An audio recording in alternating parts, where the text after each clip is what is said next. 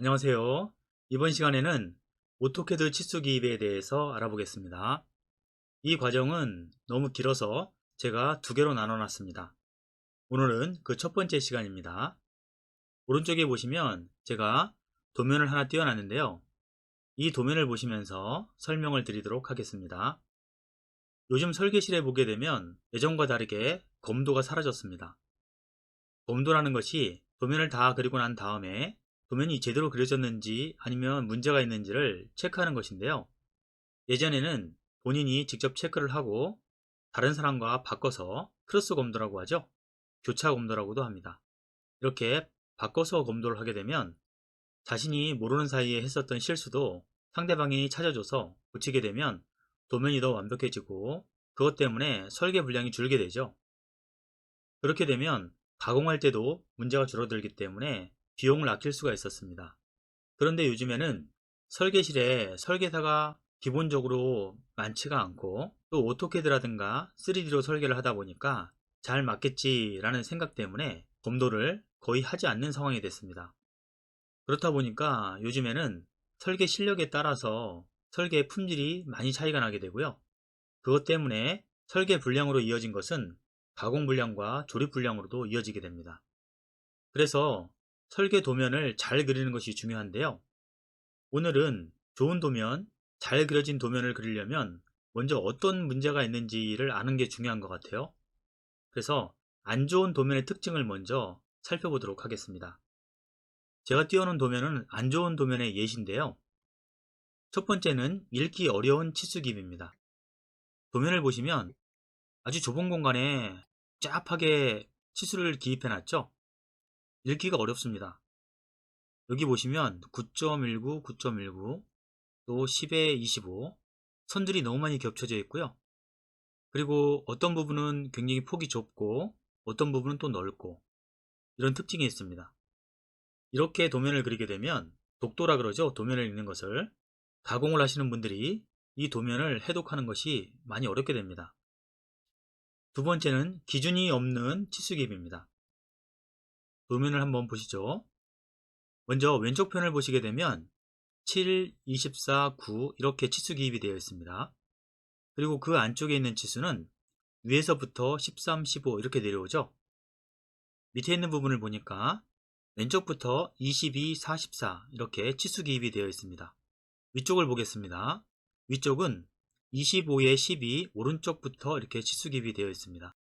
그 옆에 있는 치수를 볼까요? 20인데요. 이 20은 위쪽에서 내려오고 있습니다. 그리고 아랫부분에 보게 되면 파이 6 홀이 있죠. 이 홀은 오른쪽에서부터 치수 기입이 되어 있습니다. 이렇게 기준이 안 잡혀 있고 중구난방으로 그려지게 되면 가공하시는 분들이 어떤 면을 기준으로 잡아야 될지 헷갈리고요.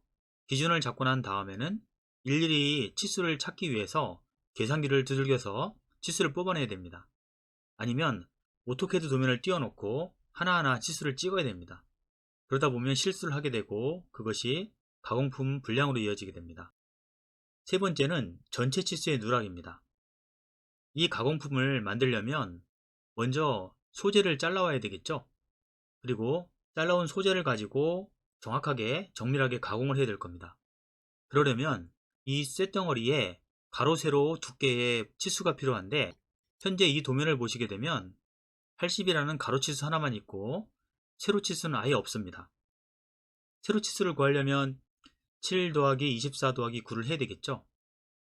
우측으로 넘어가게 되면 아예 두께 치수가 없습니다. 그러면 가공집에서는 반드시 전화가 옵니다. 이 도면 우리가 오토캐드에서 찍어서 가공을 해도 되느냐, 아니면 정확한 치수를 다시 기입해서 우리한테 줄 것이냐, 이런 문의 전화가 오게 되거든요. 그렇기 때문에 전체 치수도 누락이 되어서는 안 됩니다. 네 번째는 가로 세로 치수 중에서 하나가 누락된 것을 볼 수 있습니다. 도면을 보시면 왼쪽에 홈이 파져 있습니다. 기본적으로 세로 치수는 있죠. 13에 15. 그런데 홈에 깊이 치수가 없습니다. 그러면 이 부분을 가공하기가 힘들겠죠. 위쪽을 한번 보겠습니다. 위쪽에는 가로 치수가 있습니다. 25에 10이라고 되어 있는데 여기도 마찬가지로 홈에 깊이 치수가 없습니다. 그러면 이 홈을 정확하게 가공할 수 있는 방법이 없겠죠. 치수를 측정한다던가 아니면 설계사한테 치수를 다시 적어서 보내달라고 하는 수밖에 없을 겁니다. 그렇기 때문에 가로 치수가 있으면 반드시 세로 치수도 있어야 됩니다. 다섯 번째는 연관 치수의 불분명입니다. 여기에서 연관 치수를 한번 찾아보겠습니다. 가운데 보게 되면 큰 원이 있죠? 그리고 이 원을 중심으로 4개의 탭이 있습니다. 서로 연관이 되어 있죠?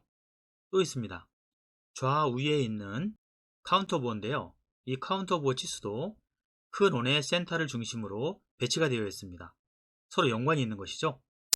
그런데 치수를 가만히 보게 되면 이 카운터보어의 치수가 왼쪽에 있는 면을 기준으로 뽑혀 나오고 있습니다.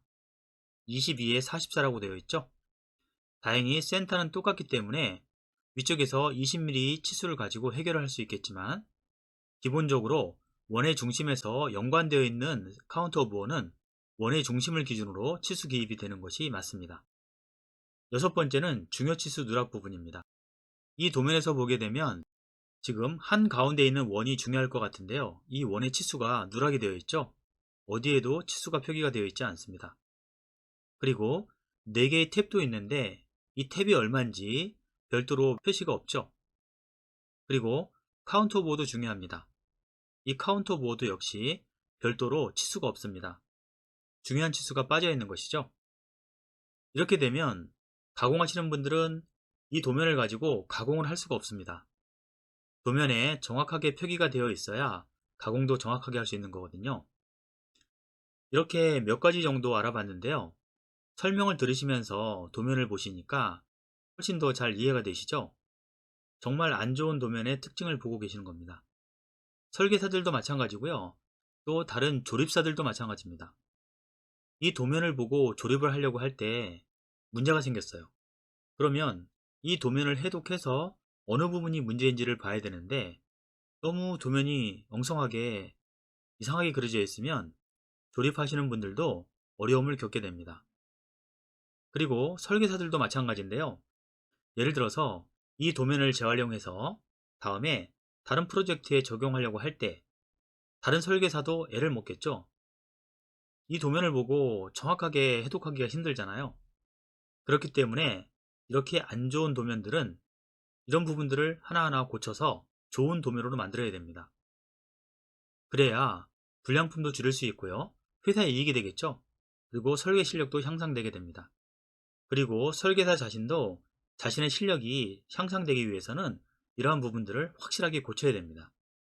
오늘은 안 좋은 도면의 특징에 대해서 알아봤습니다. 지금까지 설명드린 것 도움이 되셨나요? 이번 시간은 여기까지 하도록 하겠습니다. 감사합니다.